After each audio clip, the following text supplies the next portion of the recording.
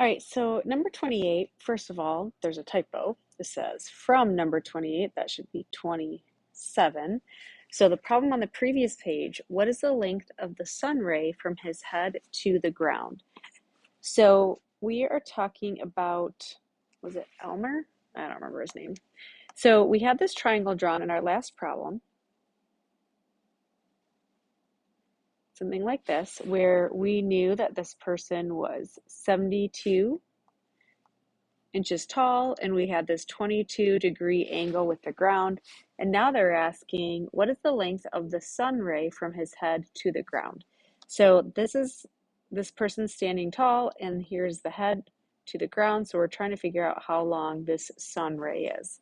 So that is what we're trying to figure out. All right, well, we don't have this side. We actually just found that in the last example, but it is a rounded answer. So we can just look at trig equations again. We have this angle 22 degrees. In reference to that angle, we know that the opposite side is 72, and the hypotenuse is what we're trying to figure out. So if we think through our three main trig functions, sine, cosine, and tangent, which one uses the opposite and the hypotenuse? And that is going to be our sine function. Sine is the opposite divided by the hypotenuse. So we're going to set up that trig equation. We've got sine of our 22-degree angle is equal to the opposite side, which is 72, divided by the hypotenuse, which is x. All right, to solve for x, let's get out of these fractions. We can put the sine of 22 over 1 and just cross multiply our way through this. When we cross multiply sine of 22 times x, I like to put the x out front. So x times sine of 22 degrees is equal to, remember we set that equal to the cross product. The whole point of cross multiplying is to have an equivalent equation with no fractions. Now we can get to that x. It's easy to solve for. We're going to divide both sides by that sine of 22. Sine of 22 divided by sine of 22 is 1. So we get x equals, and then this is just something we'll type into our calculator. We do want to remember that we are working in degrees, so you need your calculator in degree mode. So when we type that in, we get 192, we get 192.2, and I believe we're in inches for this unit. So that's how long the sun ray is from the top of this person's head to the ground. All right, number 29, which of the following is tangent of 120 degrees? So when we had problems like this, we always started by drawing our angle. 120 degrees is going to land in the second quadrant. From the initial side, 120 degrees is about right there. So this is 120 degrees. To figure out trig values of this angle, we are going to work with the reference angle. So let's go ahead and connect our angle to the x-axis. Now we have a right triangle. We do want to know what this reference angle is inside our triangle. So this is 120 degrees. 60 more degrees would get us to that 180. So we are looking at a 60-degree angle. If that's 60 degrees, that makes this 30 degrees, and now we have a special right triangle. We're going to go ahead and borrow from the unit circle, the hypotenuse. We can use a 1 for our length. And now let's just talk through our relationships between the sides of our triangles. So the short leg is opposite the 30 degrees. So this is our short leg, has a relationship with the hypotenuse. The short leg is always half of the hypotenuse. So if the hypotenuse is 1, the short leg is 1/2. The long leg, which is opposite your 60-degree angle, the long leg is always the short leg multiplied by √3. So 1/2 times √3, when we simplify that, is a √3 over 2. Okay, we are in the second quadrant, so we want to think about if any sides of this triangle would be negative. So from the origin to the left along the x-axis, those are all negative values, so that is a negative 1/2. And then if we go up above the x-axis, those are positive y values, so that √3 over 2 will stay positive, and our hypotenuse will always be positive. All right, now we have this triangle. tangent of 120 will give us the same trig value as tangent of this 60-degree angle, its reference angle. The opposite side, I'm just going to go ahead and label, opposite side is across the triangle, root 3 over 2. Adjacent side is this one right next to it, negative 1/2. And that hypotenuse has a side, or has a length of 1. So tangent, if we think through our SO, CA, and TOA, tangent is the opposite over the adjacent. So we can see the opposite, so tangent of 120 degrees is equal to the opposite side, which is a root 3 over 2, over the adjacent side, which is a negative 1/2. All right, we do want to simplify this fraction. We've seen this a couple times in this review so far. Anytime you're dividing fractions, we multiply by the reciprocal. So that root 3 over 2 is going to stay the same. We multiply that by the reciprocal of that negative 1/2, which will be 2 over a negative 1. We multiply straight across, we get a 2 root 3 over a negative 2. And then this 2 will divide by that negative 2. 2 divided by negative 2 is a negative 1, and then that root 3. So a negative root 3. If we look at our options, which of those matches? That is going to be choice A. All right, moving on to topic 9. It says, given that x equals 1/12 y plus 3 squared plus 4, what are the vertex, focus, and directrix of the parabola? Okay, so a couple things we want to notice about this is the equation. This is an x equals parabola, so it's going to be a horizontal. This 1/12 is positive, which means there's a positive c value being used. So that means that it's a horizontal parabola opening to the right. Right, this is our vertex form of our parabola. What we notice is that we have the y inside our parentheses right here. So this number in with the y is going to be the y coordinate of our vertex. The number outside is going to be the x coordinate of our vertex. So our vertex is going to have that positive 4. But because the y, that 3 is inside with the y, that's when the y gets to be tricky. That's going to be a negative 3. So there's our vertex, 4, negative 3. Now the focus and directrix. Focus and directrix, we'll use our c value. Our c value tells us how far away the focus is from the vertex, and then the directrix is the same number of units on the opposite side. So what we need to remember is this 1 over 12 is 1 over 4c. If you look at your formula sheet, 1 over 4c we can see is going to be equal to that 1 over 12. We could cross multiply and solve. Sometimes it can be a little more intuitive or straightforward. If 1 over 4c is equal to 1 over 12, see how the 1 is equal to the 1?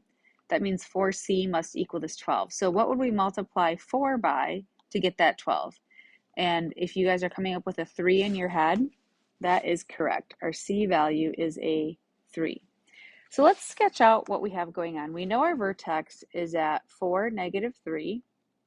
We know it's a horizontal parabola opening to the right. And we know that our c value, the distance from the focus to the vertex, is 3. So vertex is 1, 2, 3, 4, 1, 2, 3. So there's our vertex. We did say it's opening to the right, so it's going to look like this. Now the focus is going to be 3 units to the right of the vertex. So if I go to the right 3 units, what is that ordered pairs? I'm going to go 1, 2, 3 more units. Here's our focus. Well, the vertex was, we had gone over 4, and now we just went 3 more units. So that x value is a 7. We are still going down 3 units, so 7, negative 3. That's our focus. The directrix is going to be, see how the focus is 3 units from the vertex? The directrix is 3 units in the opposite direction. The directrix is going to be a line. In this case, it's a vertical line. And if I just kind of, this might be easier on graph paper. I can see 1, 2, 3, 4. That's where your vertex is. I'm going to go back 1, 2, 3, and that's where our directrix is. So the directrix is this line right here, which is x equals a positive 1.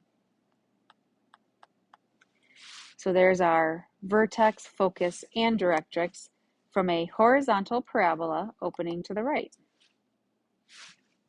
Okay, number 31. What is the equation of the parabola with a focus at 3, 0 and a directrix at x equals negative 5? So let's sketch out what we have here.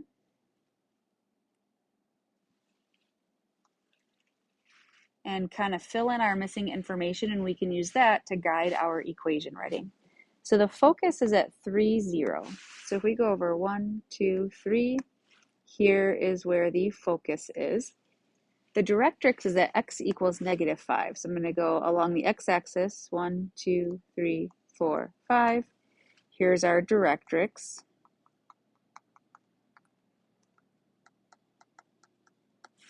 And now we need an equation for this parabola. Well, first I can tell that the parabola is going to be horizontal, very similar to up here. It's going to be horizontal and it's going to open to the right. I know that focus will be inside of the parabola, but where that vertex will be is halfway between these two values. That's kind of how these are spatially related to each other. The vertex is in the middle of the focus and directrix. So let's see, how many units away is the focus from the directrix? It's 1, 2, 3, 4, 5, 6, 7, 8 units apart. So we want to cut that in half to 4 units. So I can go 4 units from either side, 1, 2, 3, 4, and land right here. Or I can go 4 units in from the focus, 1, 2, 3, 4, and land right there. That is our vertex. And we can do a sketch right here. Okay. So our vertex is at the ordered pair negative 1, 0. So we'll need our vertex to write the equation of our parabola, and then we also need our c value. C value is the distance from the vertex to the focus. So that's 1, 2, 3, 4. Our c value is equal to 4. So if we look at our formula sheet, we have a horizontal parabola where the vertex is not at the origin. So that equation is x equals 1 over 4c times y minus k squared plus h. All right, in our vertex, the x value is your h and the y value is your k. And so now we can plug in our information that we know. We have x equals 1 over 4 times c. So our c is a 4. So I'm going to take this 4, I'm going to plug it in here. 4 times 4 is 16, so I'm just going to simplify that in my head and just write it as 1 over 16. Then we have y minus whatever our k value is. Our k value up here is 0. So I could write y minus 0 squared and then plus h. Our h is a negative 1, so plus a negative 1 or minus 1. Now this I might simplify one more step because of that y minus 0. We have x equals 1/16. Y minus 0 is just y squared and then a minus 1 on the end. This would be the most simplified version of the equation for this parabola. All right, for a second I thought we got to the end of the page, but there's more. Okay, so number 32, given that y equals negative 1/8 x plus 4 squared plus 3, what are the vertex, focus, and directrix of the parabola? So again, it's always good to look over what, in this case, our equation for a parabola. What do we notice? It is a y equals parabola, so that means it will be vertical. Because this is a negative 1/8 that had a negative c value, so this is a vertical parabola that is opening down. And then because of this x plus 4 and the plus 3 on the end, the vertex is not at the origin. The vertex has moved around. So let's go ahead and identify our information. We'll probably do another sketch to help us fill in our missing pieces. So the vertex, what we want to notice is inside the parentheses is the x. So this is the x coordinate of our vertex, and this is the y coordinate of the vertex. It is going to be that tricky x, so it's going to be a negative 4, positive 3. So there's our vertex. Focus and directrix, why don't we sketch this out and we'll be able to answer those questions when we have a better picture of what this looks like. So let's see, negative 4, 3. 1, 2, 3, 4. 1, 2, 3. Here's that vertex of negative 4, 3. We did say that this was going to be a vertical parabola that opens down. So I already know it's going to look something like this. All right, so the focus and directrix use the C value. That's how far away they are from the vertex. Our C value comes out of this fraction, that negative 1/8 is equal to the 1 over 4c that we see in our equation for a parabola. So again, we can kind of say, I'm going to transfer that negative to the bottom just so this is a little bit more clear. 1 over negative 8 equals 1 over 4c. All right, so these two fractions are equal. Do you see how the numerators are the same? So the denominators would have to be the same. So negative 8 is equal to a 4 times c. So what do you think we multiplied 4 by to get to that negative 8? And that would be a negative 2. So our c value is a negative 2. 4 times negative 2 is how we get that negative 8. And that's the same value as that negative 1/8 from our equation up there. So when your C value is negative 2, that tells us how far away the focus is from the vertex. Because it's negative, I'm going to go down 2 units, which matches the graph we have. Go down 2 units, and there's your focus. So if you remember, to get to our vertex, we went to the left 4 and up down 2. So that focus is at a negative 4, positive 1.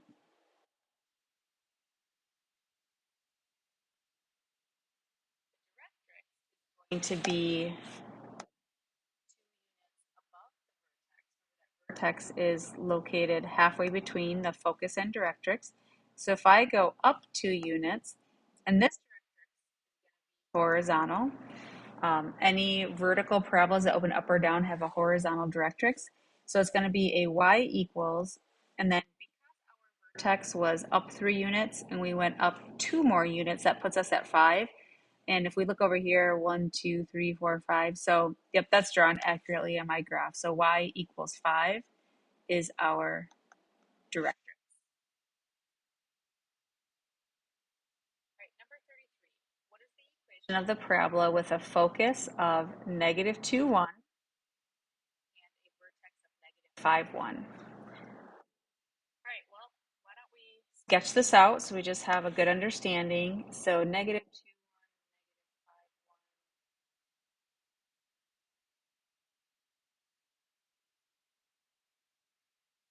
All right, so there's my negative 2, 1 for the focus. And then the vertex is negative 5, 5, 1. There's the vertex.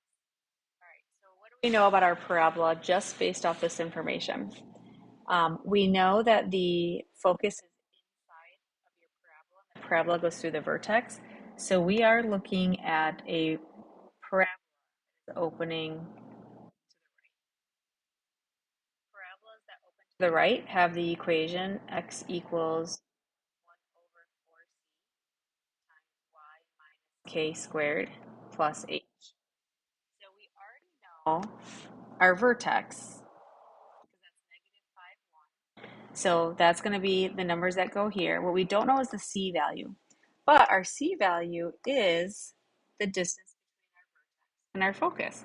Because we're opening to the right, this will be a positive C value, and if I just count 1, 2, 3, I can see that our C value is 3.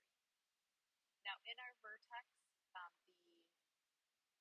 the x coordinate is the h, the y coordinate is the k, so we can just make that direct substitution right there.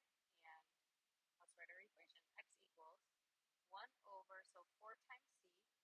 C is a 3, so if we plug in a 3 right here, 4 times 3 is 12. So 1 over 12 times y minus, and then the k is a 1 squared, and then plus h, but my h is a negative 5, so I'm going to say minus 5.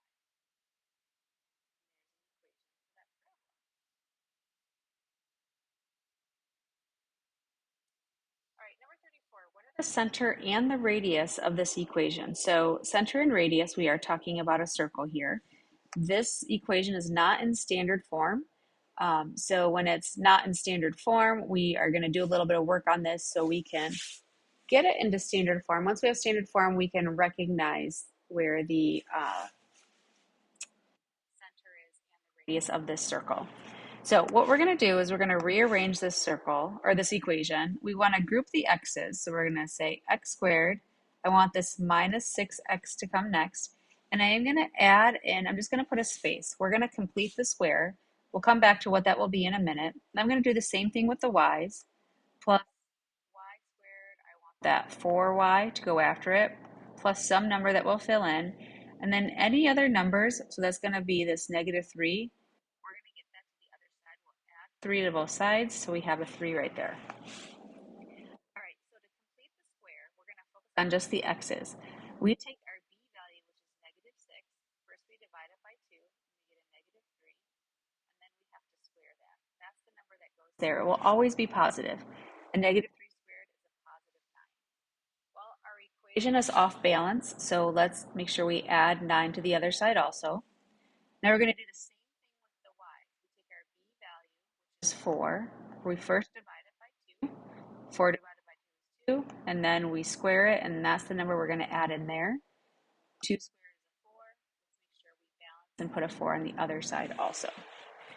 Okay, so now we have created trinomials that we can factor. These are actually perfect square trinomials, which is why this is called completing the square.